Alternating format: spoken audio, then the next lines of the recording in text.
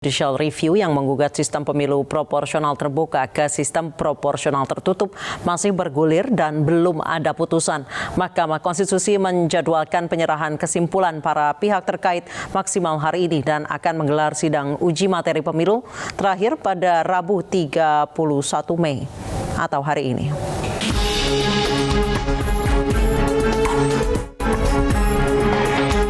Setelah penyerahan berkas hari ini, pihak terkait menyampaikan 9 hakim MK akan menggelar rapat permusyawaratan hakim atau RPH.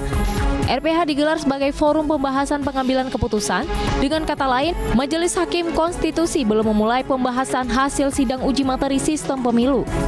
Perlu diketahui, sidang pendapat yang menjadi sidang terakhir MK dalam uji materi sistem pemilu sudah rampung pada 23 Mei 2023 lalu.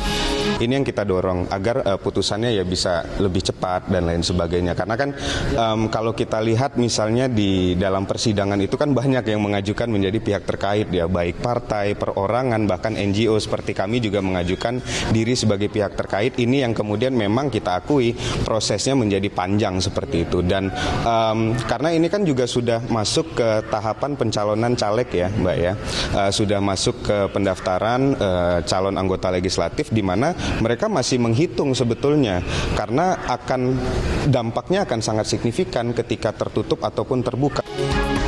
Sementara politisi PDI Perjuangan yang juga merupakan Ketua Badan Anggaran DPR RI, Said Abdullah, tidak mempermasalahkan mayoritas fraksi di DPR menolak sistem proporsional tertutup pada pemilu tahun 2024. Kami tidak pada titik kewenangannya. Kami adalah ingin bersama-sama secara kolektif di DPR itu memandang keputusan MK yang final and binding. Bindingnya itu kan nggak bisa ditolak. Dia langsung tidak bisa diganggu-gugat karena keputusannya final dan mengikat yang harus dilaksanakan.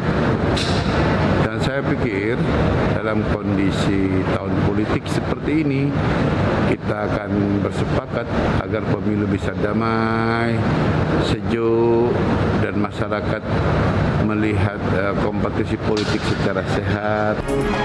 Sebelumnya, 8 fraksi DPR, Partai Golkar, Partai Demokrat, PKS, P3, Gerindra, PKB, Nasdem, dan PAN berkumpul bahas peluang MK kabulkan sistem proporsional tertutup pada pemilu.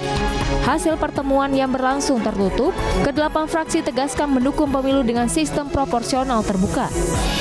Maka kita minta supaya tetap sistemnya terbuka. Nah, kalau mereka memaksakan, mungkin orang-orang itu akan minta ganti rugi. Paling tidak mereka akan ngurus SKCK segala macam itu ada biayanya.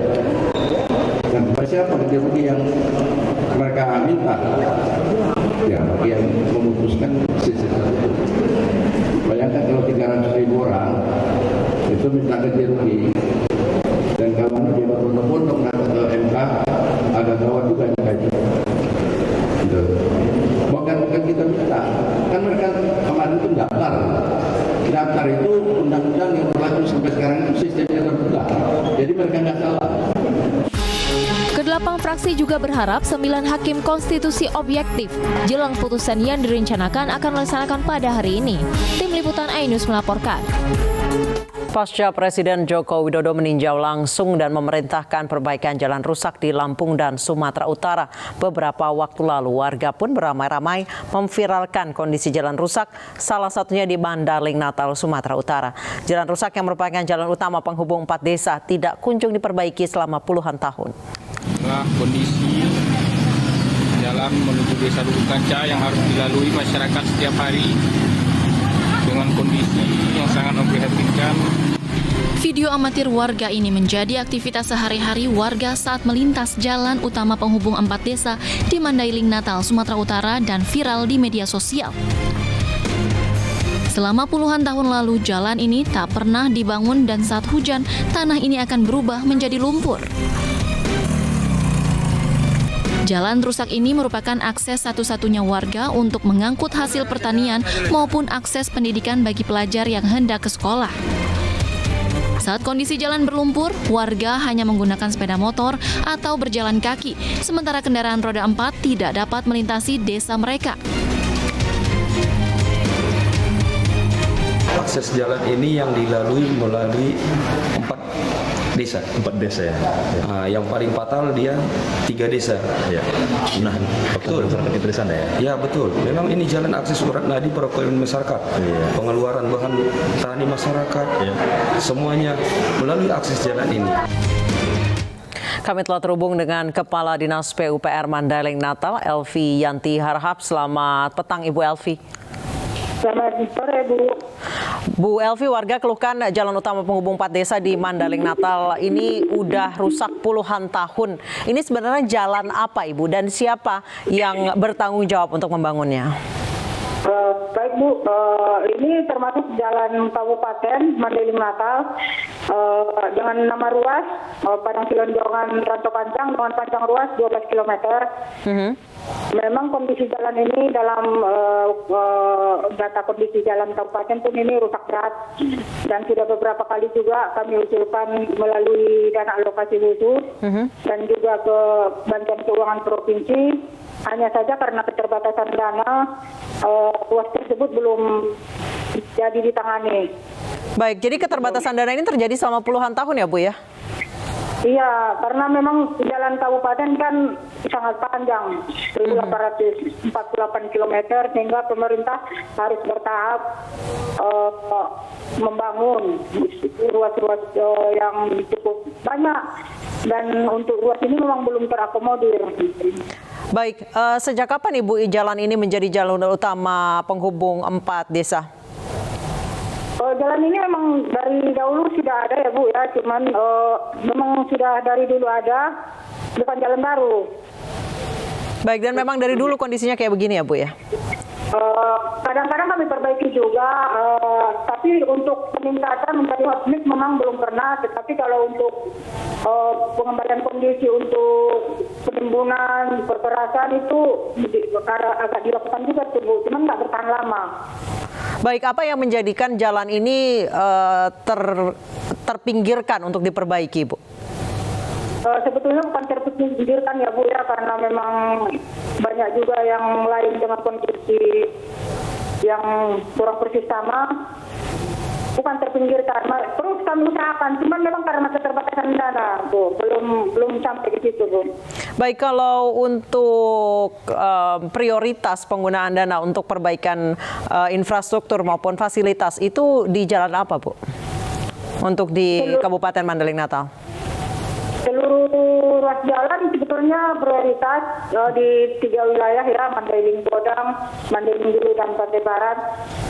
Karena saking banyaknya itu, Bu, jadi agak pelan-pelan gitu, agak bertahap dia, Bu. Baik, pelan-pelannya itu berapa lama, Ibu, jika memang jalan ini belum pernah diperbaiki selama puluhan tahun? Ya pasti kami setiap tahun berusaha ya, Bu, bawa dia kemanapun sumber dana yang ada kami usahakan, kami usulkan. Kami berharap di 2024 nanti ada sumber dana yang mampu untuk menangani jalan ini, sangat berharap gitu, Bu. Baik, tadi Bu Elvi, Anda mengatakan bahwa memang sudah diusulkan sejak lama. Sudah berapa tahun Ibu diusulkan, dan balik lagi pertanyaan awal saya, mengapa jalan ini kemudian menjadi terbelakang? Dinanti-nanti gitu. Sebetulnya setiap tahun ya, Bu, saya sejak jadi kepala bidang juga di Bina Marga 5 tahun ini selalu saya ada di usulan. Cuman kan kita terkendala Covid juga, Bu, 2 tahun.